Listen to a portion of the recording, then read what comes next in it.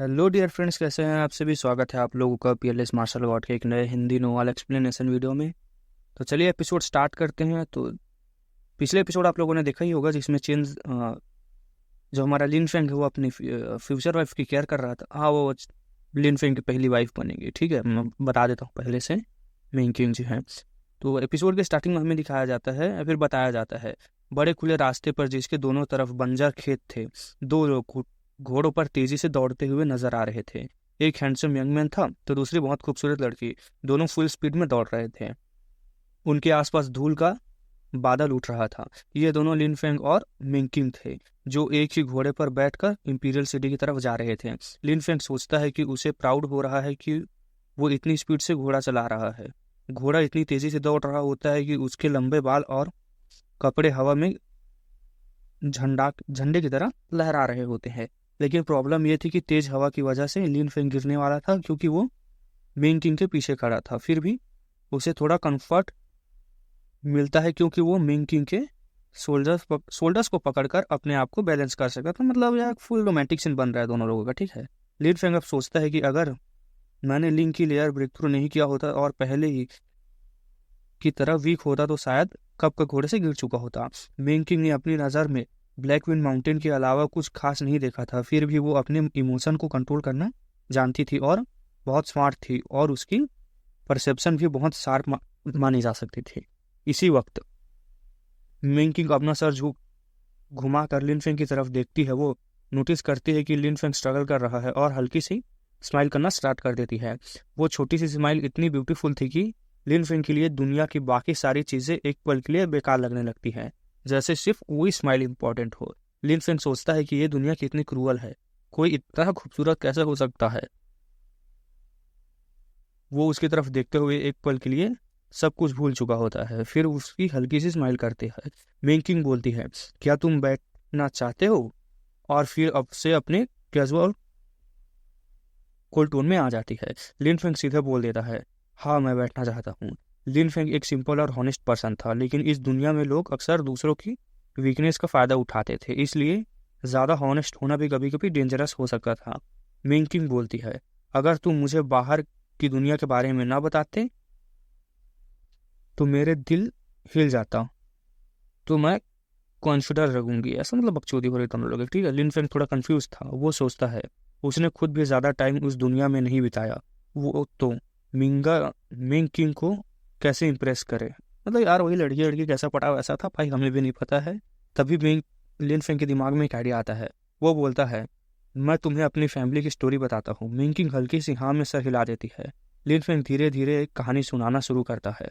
वो अपनी पुरानी लाइफ की कहानियों से इंस्पिरेशन इंस्पिरेशन लेकर इमोशनल स्टोरी बना देता है, जिसमें एक पावरफुल बीस्ट और ट्रेजिक लव स्टोरी का कॉम्बिनेशन होता है। मिंग किंग इतनी ध्यान से सुन रही होती है कि उसे पता ही नहीं चलता कि लिन फेंग पीछे से बैठ गया है और अपना हाथ उसकी कमर पे लपेट चुका है। दूर से देखने पर लग रहा था जैसे दोनों एक ही हो गए हों। थोड़ी देर बाद लिन फेंग बोलता है कि स्टोरी खत्म हुई और घोड़ों को रोक देता है। घोड़े थे एक ही में जा रहा था। मिंग किंग अपना सर घुमाती है और दोनों के चेहरे के बीच बस 1 सेंटीमीटर का गैप बचता है। लिन फेंग का हार्ट तेजी से धड़कने लगता है। उस पल वो सिर्फ एक चीज रियलाइज करता है, उसे किस करना। मतलब वही सोच रहा था किस करूं करके। ठीक है, लिन फेंग सोचता है कि मेरा हार्ट अभी भी वीक है। वो समझना शुरू करता है कि मिंग किंग जैसे लोग बहुत रेयर होते हैं जो हर सिचुएशन में काम रह सकते हैं, लेकिन वो खुद अभी उस स्टेट पर नहीं पहुंचा था। मिंग किंग पूछती है, क्या तुमने स्टोरी फिनिश कर ली? जवाब आता है हाँ। मिंग किंग फिर बोलती है, अगर फिनिश कर ली तो अब भी ऐसे क्यों बैठे हो? मैंने परमिशन नहीं दी। लिन फिंग सरप्राइज हो जाता है और बोलता है, ठीक है मैं और स्टोरीज सुनाऊंगा।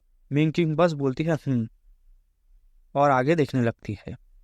लिन फेंग अंदर से सोचता है कि ये लड़की इतनी चालाक है, अगर वो स्टोरीज नहीं सुनाएगा तो वो ऐसे बैठे नहीं रह सकता। मतलब वही प्यार मोहब्बत नहीं होगे। तभी अचानक जमीन हिलने लगती है। दूर से घोड़ों की तेज आवाजें सुनाई देती हैं और धूल के बड़े बादल उनकी तरफ बढ़ना शुरू करता है।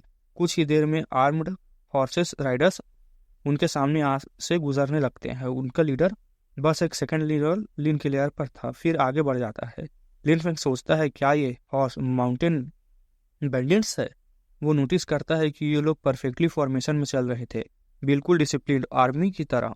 उनकी बॉडी से स्ट्रॉन्ग की निकल रही होती थी, लेकिन उनका अपीयरेंस उन चोरों से जैसा होता है जिनको लिन फेंग पहले मार चुका था।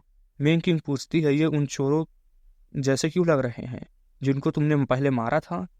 लिन फेंग कुछ देर सोचता है, फिर उसके चेहरे पर एक समझ आ जाती है। लिन फेंग बोलता है, ये वही लोग हैं। उसका चेहरा ठंडा हो जाता है। लिन फेंग बोलता है, मेंग किंग जल्दी वापस चलते हैं। मेंग किंग बिना डिले किए तुरंत घोड़े मोड़ देती है और दोनों वापस फुल स्पीड में दौड़ने लगते हैं। दूसरी तरफ दुआन फेंग की कैरेज भी फुल स्पीड में चल रही थी, लेकिन इंपीरियल सिटी बहुत दूर थी, इसलिए वो लोग बहुत जल्दी पहुंचना चाहते थे। अचानक अंकल वैंग कैरेज रोक देता है। वो दूर एक बंदा धूल का तूफान देखता है, बड़ा सा धूल का तूफान, और जमीन हिलती हुई महसूस करता है। सब लोग ये देखकर टेंशन में आ जाते हैं। थोड़ी देर में हॉर्सेस माउंटेन बैंडिट्स उनके सामने आ जाते हैं। सब लोग डर जाते हैं। वो सोचते हैं कि शायद ये लोग पहले वाले चोरों से कम स्ट्रांग होंगे, लेकिन अंदर से सबको पता होता है कि सिचुएशन काफी क्रिटिकल हो चुकी है। सबको लिन फेंग याद आता है, जिसने पहले उन्हें बचाया था। अब वो नहीं है और उनके चोर फिर आ चुके थे। सब रिग्रेट करते हैं कि उन्होंने उसे जाने क्यों दिया। तभी बैंडिट्स का लीडर ठंडी आवाज में बोलता है, सबको मार दो, कोई भी जिंदा ना बचे। उन सब के बॉडी से स्ट्रॉन्ग की निकल रही थी। अंकल वोंग चिल्लाता है, यंग मास्टर को प्रोटेक्ट करो। गार्ड्स तुरंत आगे बढ़ता है। एक बैंडिट अपनी डैगर से, बैंडिट मतलब वही चोर वोर को बोल रहा है, ठीक है, अटैक करता है और एक गार्ड का सर सीधे उड़ा दिया जाता है। वो सीन इतना वायलेंट होता है कि सब लोग शॉक में चले जाते हैं। बचे हुए गार्ड्स डर के मारे कांप रहे थे। उनका हार्ट इतनी तेजी से धड़क रहा था जैसे वो सांस लेना भी भूल चुके हों। उन्हें समझ आ जाता है कि ये बैंडिट्स पहले वाले चोरों से कई गुना ज्यादा स्ट्रांग है। सबको लगता है कि उनका एंड आ गया है। सबके दिमाग में सिर्फ एक ही नाम आता है, लिन फेंग। वो अंदर ही अंदर चिल्लाते हैं, लिन फेंग तुम कहाँ हो? इधर हमें दिखा जाता है दुआन फेंग और जिंगक्यून कैरेज से बाहर आते हैं, और जैसे ही वो सामने का सीन देखते हैं उन्हें उल्टी जैसी फीलिंग आने लगती है। हर तरफ ब्लड ही ब्लड था। सीन इतना क्रूअल था कि लगता था कि इन बैंडिट्स के लिए लोगों की लाइफ सिर्फ ट्रॉफी जैसी थी। वांग किंग सान गुस्से में चिल्लाती है, अंकल वांग, आपकी वजह से लिन फेंग चला गया। अब क्या करें? ये हमें मार देंगे, हम सब मरेंगे। वांग किंग सान सोचता है कि चाहे लिन फेंग स्पाई ही क्यों न रहा हो, कम से कम वो उन्हें बचा सकता था। लेकिन अंकल वांग ने उसे जबरदस्ती भेज दिया। अंकल वांग भी गुस्से में बोलते हैं, मुझे ब्लेम कर रहे हो, तुमने ही उसे ट्रैश कहा था। वांग किंग सान बोलता है, लेकिन मैंने उसे भगाया तो नहीं था ना। वांग किंग सान अंदर से डर चुका था। वो अभी जवान था, वो मारना नहीं चाहता था, लेकिन सब लेट हो चुके थे। ये डिसाइड करने का टाइम नहीं था कौन मरना चाहता है और कौन जीना चाहता है। सबका एंड ऑलमोस्ट पक्का लग रहा था। अंकल वैंग ठंडे आवाज में बोलते हैं, अब ये सब बोलने से क्या होगा? क्या इससे हम सब बच जाएंगे? वांग किंग सान और ज्यादा गुस्से में आ जाता है। तभी बैंडिट्स फिर से अचानक अटैक कर देते हैं, लेकिन उनकी डैगर्स हवा में चमकती है डेडली की के साथ। वांग किंग सान डर और गुस्से में चिल्लाता है, भागने की कोशिश करता है, लेकिन उसके सामने दो बैंडिट्स खड़े होते हैं जो कभी भी उसे मार सकते थे। उसका फेथ ऑलमोस्ट डिसाइड हो चुका था। दुआन फेंग उनके लीडर से पूछता है, तुम हमें क्यों मारना चाहते हो? अंकल वैंग दुखी आवाज में बोलते हैं, यंग मास्टर, आपको अपने भाई की बात मानकर इंपीरियल सिटी नहीं आना चाहिए था। बैंडिट लीडर ठंडे टोन में बोलता है, तुम्हें जानने की जरूरत नहीं, वैसे भी तुम मरने वाले हो। फिर वो ऑर्डर देता है, इसे मार दो। दो बैंडिट्स तुरंत की रिलीज करते हैं। दुआन फेंग धीरे से बोलता है, जिंगयून सिस्टर, अंकल वोंग, मुझे माफ कर देना। जिंगयून सोचती है कि यून हाई सेक्ट छोड़कर डेथ से बच गई थी, लेकिन अब फिर डेथ फिर से उसके सामने आ खड़ी हुई थी। तभी अचानक दूर से घोड़ों की आवाज आती है। सब लोग हैरान होकर होरिजोन की तरफ देखते हैं। एक आवाज सुनाई देती है, रुको। थोड़ी देर में दो सिलहाउटेस नजर आते हैं। दुआन फेंग सोचता है कि लिन फेंग और मिंग किंग। उसे यकीन नहीं होता कि लिन फेंग वापस आ गया था। बैंडिट लीडर भी मुड़कर लिन फेंग को देखने लगता है। मिंग किंग घोड़े को और तेज दौड़ाती है, और कुछ ही मूव्स में वो बैंडिट्स को क्रॉस करके दुआन फेंग के पास पहुंच जाते हैं। लिन फेंग नीचे गिरते हुए गार्ड्स के सर देखता है और उसका गुस्सा भड़क उठता है। लिन फेंग कहता है, तुम लोग आर्मी के हो, बैंडिट्स का डिस्गस पहने हुए और अपने ही लोगों को मार रहे हो, तुम्हें शर्म नहीं आती? दुआन फेंग शॉक में आ जाता है। Army troops? बैंडिट लीडर हैरान होकर पूछता है, तुम्हें कैसे पता?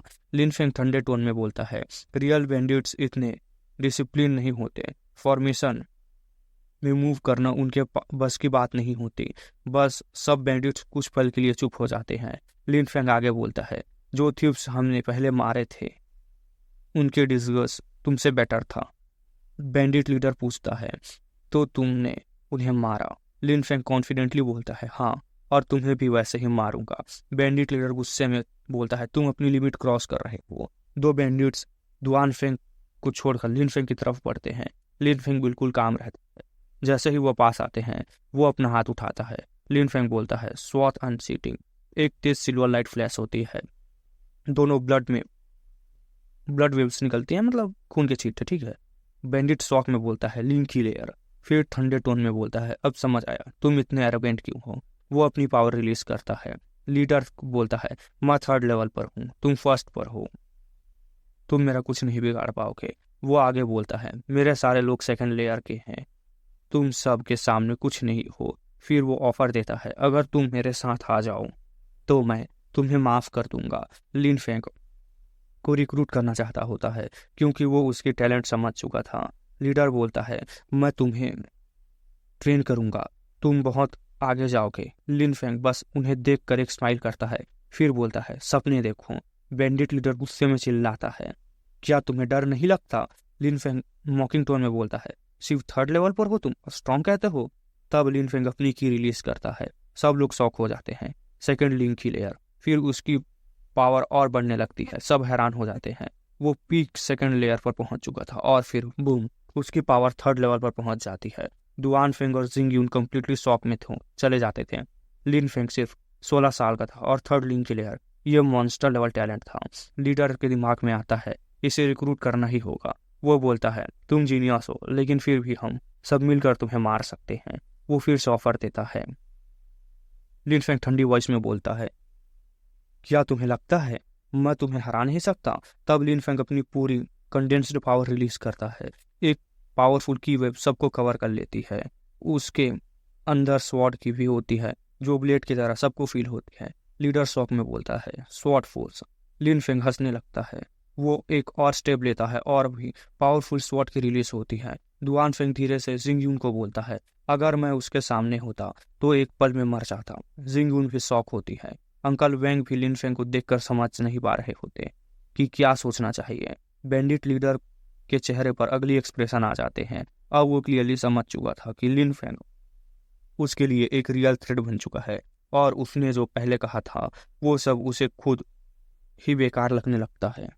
चीफ बोलता है, कितनी मजाक की बात है, तुम जैसा जीनियस इतनी जल्दी मर जाएगा। लिन फेंग बोलता है, चिंता मत करो, मैं तुम्हें इतनी आसानी से नहीं मारूंगा। दुआन फेंग सोचता है कि बिल्कुल लिन फेंग डरा हुआ नहीं है, बल्कि उसका कॉन्फिडेंस और ज़्यादा स्ट्रांग हो चुका है। चीफ बोलता है, लीडर बोलता है, सीधी बात, ठीक है, तुम ओवर अंडर एस्टिमेट कर रहे हो और ये तुम्हारी सबसे बड़ी गलती होगी। उसके तुरंत बाद सारे लुटेरे अपने डैगर्स उठाते हैं और एक साथ अपनी की रिलीज करते हैं। बैंडिट्स लीडर्स सब एक ही है, समझ लो, ठीक है। लीडर है जो चीफ ऑफ बैंडिट्स लिखा हुआ, समझ आ जा रहा। जिंग उन सोचता है कि हवा का प्रेशर इतना ज़्यादा हो गया है जैसे कि पूरी जगह तबाह दी गई हो। तुआन फेंग सोचता है कि लिन फेंग अब बचना ऑलमोस्ट इम्पॉसिबल है उसका। सारे लोग एक साथ चिल्लाते हैं, मरो। उनकी रैगस निकलती हुई कि सीधे लिन फेंग की तरफ जाती है। लिन फेंग सोचता है कि हर अटैक का पैटर्न उसे समझना होगा। वो बोलता है, सिंस तुम सब अटैक कर रहे हो तो तुम सबको मारना होगा। उसके बाद लिन फेंग आंखें बंद करता है। जिंग सोचती है कि ये क्या कर रहा है, अभी आंखें बंद करने का क्या मतलब हुआ। लिन फेंग बोलता है, अपना सेलेस्टर स्पिरिट एक्टिवेट करता है और अंधेरे में एक अलग वर्ल्ड क्रिएट हो जाता है। लिन फेंग सोचता है कि अब उसे हर एक मूवमेंट क्लियरली दिख रहा है। दुआन फेंग सोचता है, लिन फेंग अब हिल भी नहीं रहा है। सारे बैंडिट्स उसके ऊपर पहुंच जाते हैं। उनके चेहरे पर जीत की स्माइल होती है, लेकिन तभी लिन फेंग बोलता है, डेडली स्वॉर्ड। अगले ही मोमेंट लाइटनिंग स्पीड से मूव करती है स्वॉर्ड। उसकी स्वॉर्ड एक परफेक्ट आर्क बनाती है और उसमें से निकलती हुई डार्क की सब कुछ काट देती है। दुआन फेंग सोचता है, ये अटैक पहले कभी नहीं देखा। एक ही स्ट्राइक में सारे लोग उछल जाते हैं। उनकी बॉडीज पर एक निशान होता है स्वॉर्ड का। जिंगयून सोचती है ये पॉसिबल कैसे है, एक अटैक में सब खत्म। चीफ बोलता है ये बिल्कुल इम्पॉसिबल है। वो शॉक में खड़ा रहता है, उसकी पूरी बॉडी कांप रही थी। लिन फेंग आंखें खोलता है और बोलता है अब तुम्हारी बारी। चीफ बोलता है सीधे कि अगर यहाँ रुक गया तो पक्का मर जाएगा। वो तुरंत अपना हॉर्स को घुमाता है और भागने लगता है। लिन फेंग बोलता है कहाँ तक भागोगे, भागना चाहते हो? लिन फेंग अपनी मूनलाइट फेदर एजिलिटी यूज करता है, एक ही जंप में उसके पास पहुंच जाता है। उसकी स्वॉर्ड से निकलती हुई एनर्जी हवा में वॉर्टेक्स क्रिएट कर देती है। अगले ही बॉल उसकी स्वॉर्ड सीधे हेड को पियर्स कर देती है लीडर के। दुआन फेंग सोचता है कि फाइट खत्म हो चुकी है और ये विक्ट्री बिल्कुल वन साइडेड थी। चीफ जमीन पर गिरता है और वही उसका एंड हो जाता है। लिन फेंग अपनी एनर्जी वापस कंट्रोल करता है और नॉर्मल स्टेट में आ जाता है। दुआन फेंग बोलता है लिन फेंग, ब्रदर लिन फेंग। वो सोचता है कि लिन फेंग की स्ट्रेंथ अनइमेजिनेबल है। अंकल वोंग बोलते हैं लिन फेंग यंग मैन, मैंने गलती की, मुझे माफ कर दो। लिन फेंग उसे ठंडी नजर से देखता है और बोलता है तुम और कितनी देर एक्टिंग करोगे? दुआन फेंग और जिंगयून दोनों शॉक में चले जाते हैं। अंकल वोंग बोलता है तुम क्या कहना चाहते हो? लिन फेंग बोलता है ये सब आर्मी ट्रूप्स थे, सही है ना? अंकल वैंग बोलते हैं हाँ बिल्कुल। दुआन फेंग बोलता है उसका अंकल से क्या कनेक्शन? लिन फेंग बोलता है तुम्हें याद है अंकल वोंग ने कहा था कि पहले वाले थीव्स उसे क्लियरली बात कर रहे थे? दुआन फेंग बोलता है हाँ याद है। लिन फेंग आगे बताता है अगर वो इतना वीक है तो वो सब कैसे सुन और ऑब्जर्व कर पाए? दुआन फेंग सोचता है कि ये बात सच में अजीब है। अंकल वैंग बोलते हैं मैं हमेशा अलर्ट रहता हूँ इसलिए सब नोटिस करता हूँ। वो लिन फेंग बोलता है ये सब बैंडिट्स और दुआन फेंग को मारने आए थे, सिर्फ दुआन फेंग को मारने आए थे और तुम सब उसे मरने देते। अंकल वैंग बोलते हैं हो सकता है। लिन फेंग बोलता है फिर एक और चीज समझो, मैंने पहले ग्रुप के सब लोगों को मार दिया था, कोई भी बचकर मैसेज देने नहीं आया। फिर दूसरे ग्रुप को कैसे पता चला कि दुआन फेंग जिंदा है? दुआन फेंग सोचने लगता है। लिन फेंग बोलता है इसका मतलब उन्हें इन्फॉर्म किया गया था, एक स्पाई है। अंकल वैंग बोलते हैं हो सकता है और वो तुम भी हो सकते हो। दुआन फेंग सोचता है कि सिचुएशन और कॉम्प्लिकेटेड हो चुकी है। लिन फेंग कहता है अगर मैं उनके साथ होता दूसरी ग्रुप क्यों आती, क्या वो इतने स्ट्रांग लोगों को सेक्रीफाइस कर देते? अंकल वैंग चुप हो जाते हैं। फिर वो आगे कहता है अब ऑप्शंस देखो, जिंगयून कैरेज में थे, गार्ड्स सब मर चुके हैं, सिर्फ तुम बचे हो अंकल वैंग, और तुमने एक भी स्क्रैच नहीं पड़ा चेहरे पर। जिंगयून सोचती है कि अब सब कुछ क्लियर हो रहा है। तब लिन फेंग बोलता है तुम पूरे टाइम काम थे क्योंकि तुम्हें पता था। दुआन फेंग बोलता है ये इम्पॉसिबल है, अंकल वैंग ऐसा नहीं कर सकते। लिन फेंग कहता है अगर वो इतने जेंटल होते तो मुझे देखकर उनका बिहेवियर सडनली क्यों चेंज हुआ, क्यों उन्होंने मुझे जबरदस्ती भेज दिया? दुआन फेंग सोच में पड़ जाता है। अंकल वैंग बोलते हैं तुम्हारे पास कोई प्रूफ नहीं है। वो आंखें बंद कर लेते हैं। दुआन फेंग सोचता है कि सिचुएशन ऑकवर्ड हो चुकी है। लिन फेंग बोलता है कितना गंदा तरीका है गिल्ट क्रिएट करने का। अंकल वैंग बोलते हैं मुझे मार दो, तुम स्ट्रांग हो, कोई कुछ नहीं कहेगा। दुआन फेंग बोलता है ब्रदर लिंग दुआन फेंग सोचता है कि वो दोनों के बीच फंस गया है, लेकिन तभी लिन फेंग बोलता है मेरे पास प्रूफ है, मैंने सिर्फ वॉर्न किया है, मानना या ना मानना तुम्हारी मर्जी है। लिन फेंग बोलता है जिंगयून तुम मेरे साथ चलोगी या यही रुकोगी? अंकल वैंग गुस्से में बोलते हैं तुम सबको इंसल्ट कर रहे हो। लिन फेंग चिल्ला देता है चुप हो जा बुड्ढे। अंकल वैंग का चेहरा सीरियस हो जाता है। वो बोलते हैं तुम सिर्फ अपनी स्ट्रेंथ यूज करके लोगों को बुली करते हो। तभी मेंग किंग बोलती है बस हुआ। सब लोग शॉक में उसकी तरफ देखते हैं। मेंग किंग बोलती है तुम एक बेशरम ओल्ड मैन हो, तुमने प्लान किया था कि सब मर जाएंगे और तुम बच जाओगे, लेकिन प्लान फेल हो गया। अब तुम लिन फेंग को ब्लेम कर रहे हो, तुम्हें शर्म नहीं आती? तो गाइस इस एपिसोड को यहीं तक रखते हैं, मिलते हैं नए एपिसोड के साथ, तब तक के लिए bye bye, see you in next episode. अगर आप लोग बोलेंगे तब मैं 30 मिनट की भी वीडियो लेकर आया करूँगा, 40 मिनट्स की भी लेकर आया करूँगा, लेकिन आप लोग बोलते हैं नहीं, कमेंट नहीं करते, तब इतने में ही खुश रहिए, मज़े कीजिए, मिलते हैं नए एपिसोड के साथ।